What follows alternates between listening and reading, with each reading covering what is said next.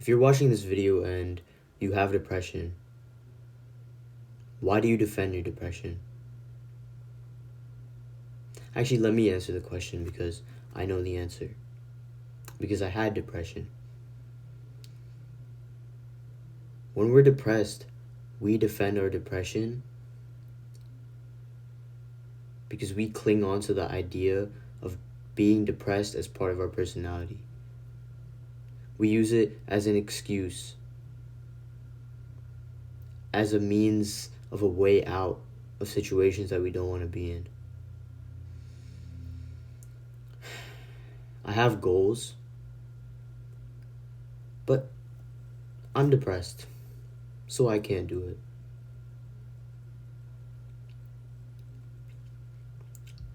Same thing with anxiety. Oh, I would love to be more social, but I have anxiety. Do you understand how stupid that sounds? Because I didn't understand how stupid that sounded. I used to say those same things to myself. You know how you cure anxiety? Do you know how you cure depression? You do exactly what anxiety and depression tell you in your mind not to do. Anxiety tells you, don't go talk to that person. Don't go up to that group of people. Don't go up to that girl. Don't put yourself in difficult social situations. Don't grow. Don't try harder. Guess what happens when you go against that and you say, you know what? Fuck anxiety. And you just do exactly the opposite of that. You go do the hard thing. You throw yourself into social situations. What happens? Your anxiety disappears. Because what happens? You gain experience and you gain confidence. And you realize social situations aren't that bad. What does depression tell you to do? It tells you that life is meaningless and you should just give up. That thing you want to do, it's too hard. The thing you were passionate for your whole life, the thing you've wanted to do, the dream you've had since you were 7 years old, it makes up a bunch of excuses. Oh, I don't want to do that. Oh, I'm depressed, so I can't do it.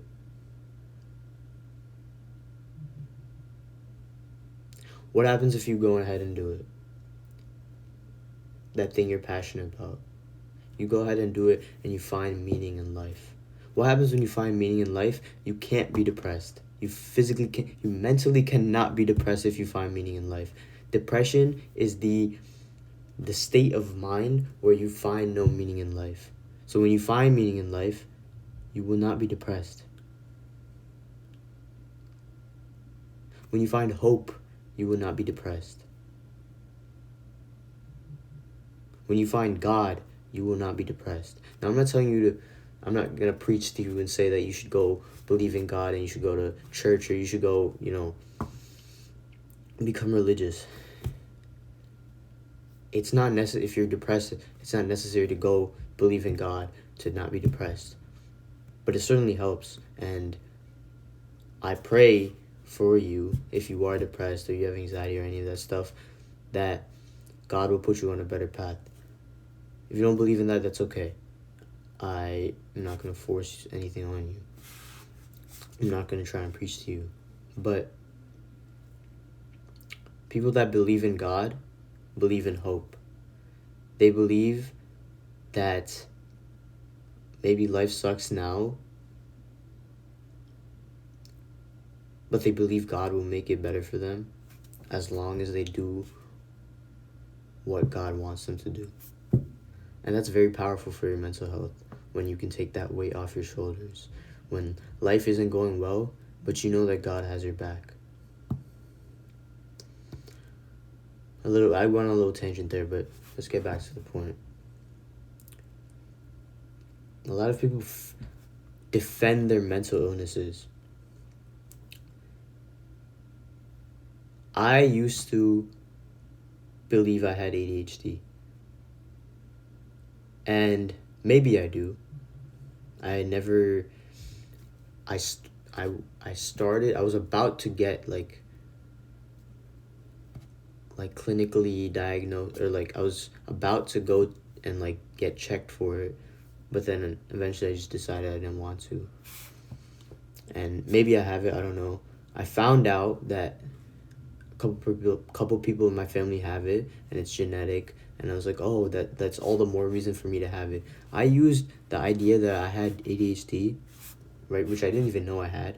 I still don't know if I have it, but I've gotten to the point where I just don't care. I function properly as a human being, and I don't need medication or anything, because that's it. That's all ADHD is. If you have ADHD, they'll give you some medication and be like, oh, that's it.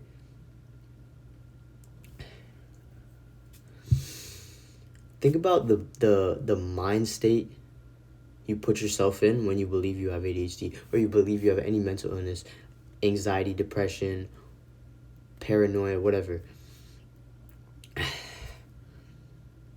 You're reinforcing the fact that you have a mental illness to yourself.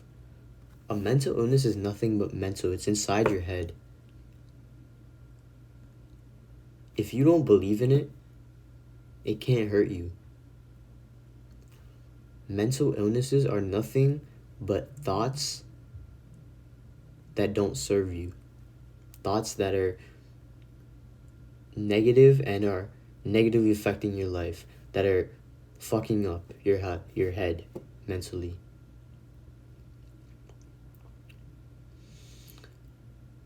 You will never see an optimist have any mental health issues. If someone is positive, they will not be depressed, they will not have anxiety, they will not have any mental illness symptoms at all. Why? Because they think positive thoughts. They think, oh, today was a shitty day, but tomorrow will be better. Do depressed people think like that? Because I know when I was depressed, I was a huge pessimist. What am I now?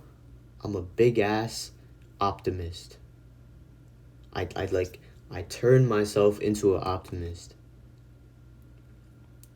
And it took a long time, because it's like you have to change the mental framework that made you a pessimist, and every day you have to tell yourself, think positively. You have to feed positivity into your mind until they just become second nature, become subconscious, and you just become a positive person. When I get in a shitty situation nowadays, I'm just able to think positively about it. And even there's situations where they're just so bad that it's like, how could you even find something positive to think about this? And you can't. But the thing is, you just don't think negative things. Sometimes you just have to look at the situation as it is and be like, this is how it is. You don't have to think positively or negatively about it. You can just see it for how it is. So when you push negativity out of your life, depression gets a big ass slap in the face.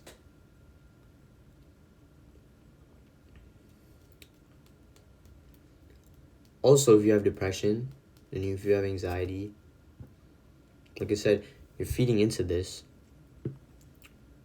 When I thought I had ADHD,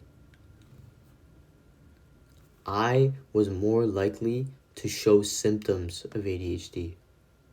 Why? Because of the placebo effect. Since I believe I have ADHD, and I know that ADHD means you lose focus, you get distracted easily, you are hyperactive, you fixate on small things, and then you jump from things to focuses to focuses. You have all these symptoms, right? If I believe I have ADHD, my brain is going to act like I have ADHD. That's why so many people nowadays, they will see some video on the internet. Oh, if you, here are some symptoms of ADHD. If you have 5 or more, you might have ADHD or something. And it's always the most normal shit. oh, you get distracted for like 5 seconds or something, like some stupid shit like that. Everyone gets distracted nowadays because of social media, because of short attention spans. So everyone has, technically, yeah, a lot of people actually have, like, medically, a lot of people have ADHD. That's why so many people get diagnosed with ADHD, right? But if you took away social media, if they cut out their screen time, right, of, let's say they deleted TikTok, Instagram, YouTube, Snapchat, whatever other social media, like whatever you use most. For most people, I think it would be TikTok and Instagram. If you delete that and you meditate, you journal, and you spend more time not stimulated, you go on a dopamine detox. That's what I was thinking of. Your ADHD disappears. Not everyone's, because there are people that actually do have ADHD, or maybe, I don't know, maybe ADHD is fake. Who knows? But 99% of people's ADHD would disappear if they just went away from screens. Because mine did. And I stopped believing I had ADHD, stopped having ADHD, I deleted most social medias. And I still have the accounts, but I don't have any of the apps on my phone, actually.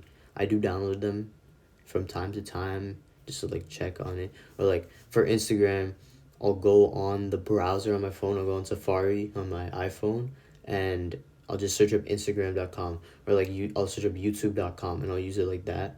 And that way it's like, I'm much less likely to use it for an extended period of time, because those companies, they don't really optimize engagement of like the consumer on a browser version of the app, right? They optimize it on the actual app. So when you use a browser, it's like, it's a much shittier version of the app. So it makes it so much easier to just get off. And also, when I go to Instagram on the browser to check, it's like, usually I'm looking at like, oh, did someone DM me? And then that's it. Like, if I try to look at stories on the Instagram browser, that shit does not move. Like, I press like to go to the next story, and then like it won't go. Or like I'll swipe down to like get out of the story. Like, you know how stories work, right? You swipe down to get out of the story. It doesn't work. So it's such a bad user interface that like I don't even want to use it.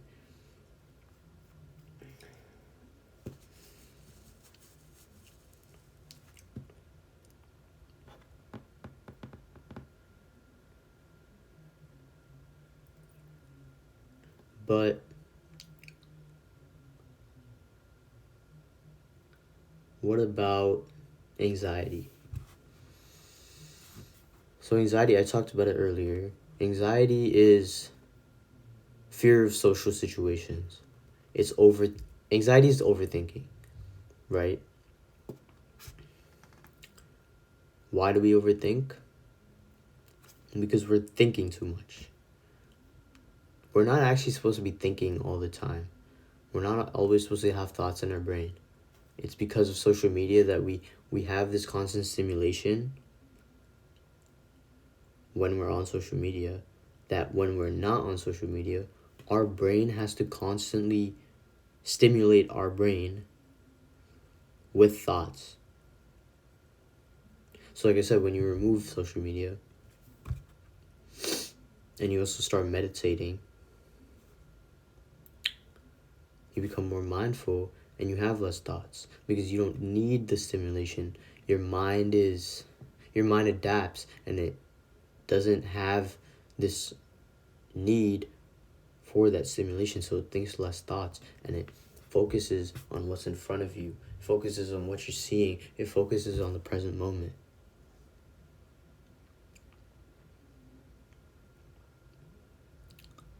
So anxiety is overthinking. So how do you cure anxiety? Well, one, meditation. But then two, also, because meditation, getting off social media, cures your overthinking. But then you just have a fear of talking to people. So how do you get over that fear? you face it. You go talk to people. You get in social situations. You throw yourself, right? You don't just you throw yourself into social situations. And then it goes well. Or maybe it doesn't. But then even if it goes bad, you realize it's not really a big deal. If it goes well, it's even better. You go into a positive feedback loop and you just become more and more confident. If it goes bad, you can kind of reassess the situation. I'm telling you this, right? Like, maybe if you throw yourself into a social situation before, you did it a while ago, and then, like, it ended badly, and then you developed anxiety because of that. You have to keep trying until you get that good situation, until you get good situations, and then you'll just frame your mind in a way into a person. You'll frame your identity of who you are as someone that just, you go into a social situation and you're not awkward, you're not anxious, you know to go fine. And the more and more you talk to people, the more and more your brain will realize that people are not your enemies. They're just people. That's kind of also what anxiety is. It's just like, it's kind of like fear of people. It's fear of what people will think of you. And the more and more you talk to people, the more and more you realize that, one, people aren't really thinking about you, but two, it also, like, it doesn't really matter what people are thinking about you, even if they are thinking bad things about you. That's it for this video.